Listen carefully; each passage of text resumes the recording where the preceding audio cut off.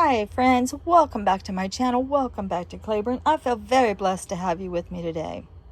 So I finally got around to harvesting some of that massive amount of lemon balm that's growing. It was growing so big in my garden that it was taking over the path.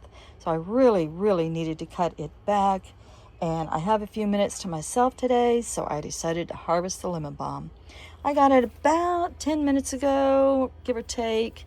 I may give it a few more minutes to sit here in the shade. And the reason for that is I like all the pollinators to realize that it's no longer a viable plant matter, and they pretty much just give up and go away. So we're going to do that. I'm going to make an infused oil, and I'm also going to make a lemon balm tincture. So while this is sitting here, letting the pollinators go away, I'm going to find some mason jars, wash them, then I'm going to sanitize them. Then I'm going to round up my carrier oil. I just use grapeseed. It's just what I have on hand. Lemon balm is really good for cold sores, and from what I understand, so is almond oil, but I don't think I have enough almond oil, so we're just going to use grapeseed oil. It'll be fine. And for my tinctures, I always use 100 proof vodka. So let's find the oil, wash and sterilize our jars, and go find the vodka. I know where the vodka is. So where to get your lemon balm? You could grow it from a seed. You can grow it in a pot out on your balcony, by your front door, on your porch.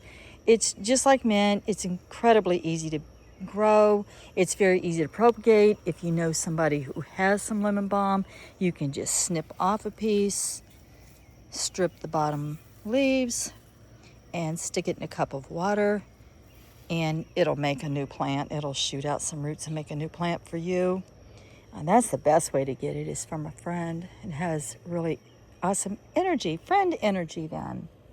You can find it growing on a shelf somewhere in a plant store. You just need one little bitty plant.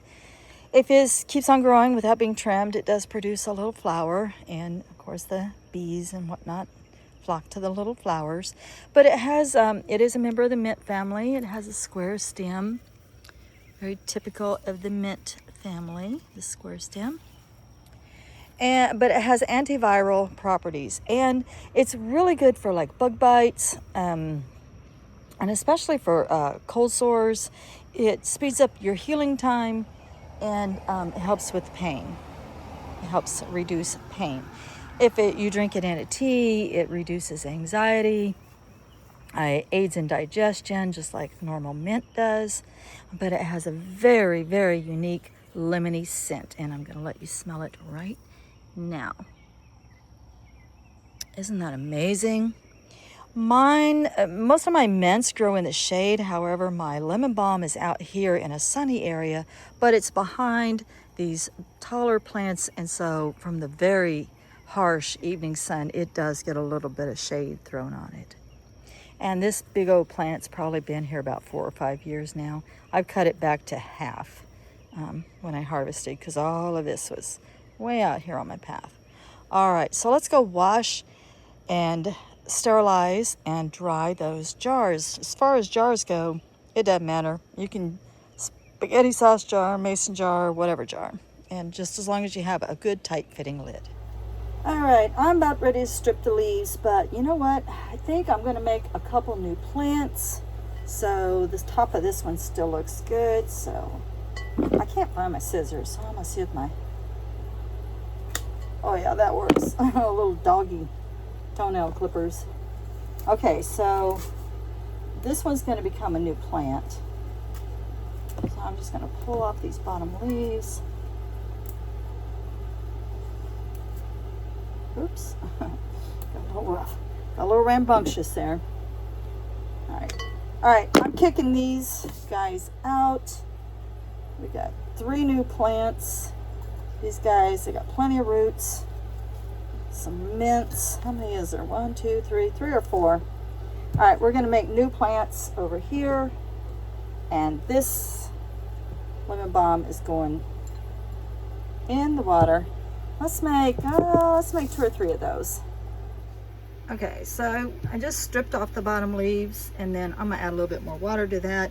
And then with these little plants that I just kicked out of the water nursery, we're just gonna plant those.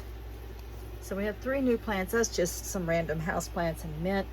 And then the rest of the lemon balm, the leaves are gonna go in here.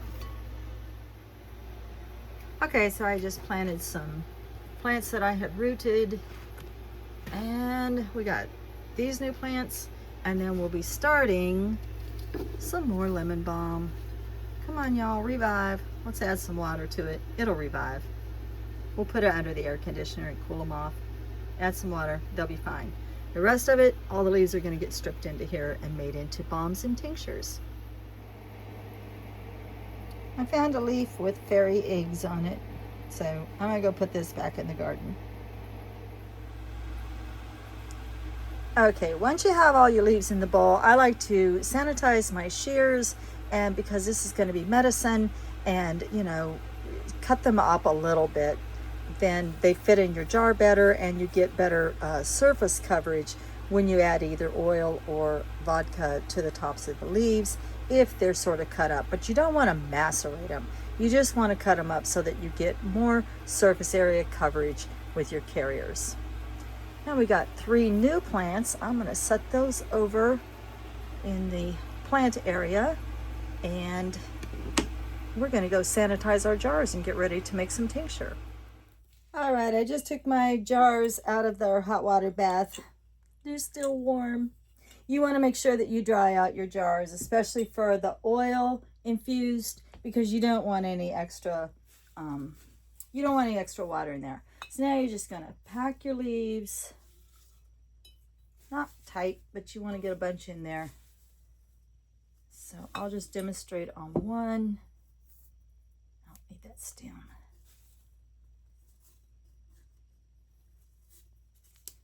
I didn't de-stem very well, did I? You want the jar about 2/3 full.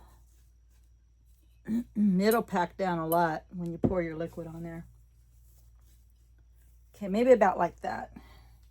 And then for the tincture, you want to use 100 proof vodka because you want 50% of the water soluble properties out of this plant, and you want 50% of the alcohol soluble properties out of this plant. So 100 proof vodka. Otherwise, you end up doing a lot of math that I don't know how to do. This is as fun as watching paint dry or watching vodka pour. And we just keep going, going, going, going, going. And you want it all the way to the top. Yeah, that looks good, actually.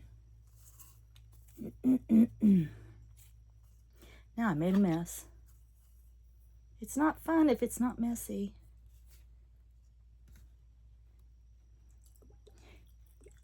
You want your alcohol all the way to the top. You don't want any, like almost to spill over, because you don't want any oxygen up here.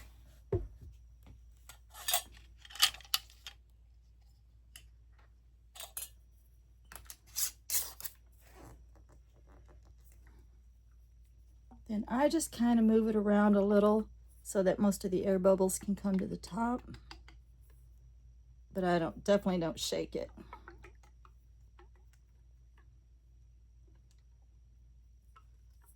Okay, most important is to label it. Lemon balm and the date is good enough because it's pretty straightforward whether it's a tincture or an oil. Okay, let me fill a jar and then I'll show you what to do with the oil. So one of these I'm going to cover with olive oil because I want to eat it, and that's just my personal preference because I love to dip this this oil with bread. I love to dip bread in this oil, and it's so good on salad. Ooh, so citrusy. So same thing, your oil, you want to make sure it's clear to the top. You don't want any oxygen. And remember, you're mixing oil with fresh leaves. So you don't want anything touching the top. And you definitely want to label it. This one's going to get a special label because it's olive oil, and I won't know the difference. Set that aside. And then I like, for my salves, my infused oils that I'm going to make into salves, I like to use grapeseed oil. And the reason why is because there's so much less chance of rancidity, of it going rancid, because there's not a lot of moisture in a seed oil, where an olive oil has a lot more moisture in it. So this probably won't get to set as long. So same thing, just fill it clear to the top. You don't want any room for oxygen up here. You want to make sure you label which kind of oil, grapeseed oil. And then I'm going to put the lid on and I'm going to work the bubbles out. So I always go around and double down on my labels and use a little Scotch tape just to make sure that, especially on the oil, that it doesn't come off, because it's really bad when you can't remember what you've made. So as you can see, we got a nice olive oil out of that. We got a large grapeseed oil, and I got 3 tinctures going on. So for storing these, your worst enemy is going to be any kind of rancidity, if it goes rancid on you. So you do want to check it.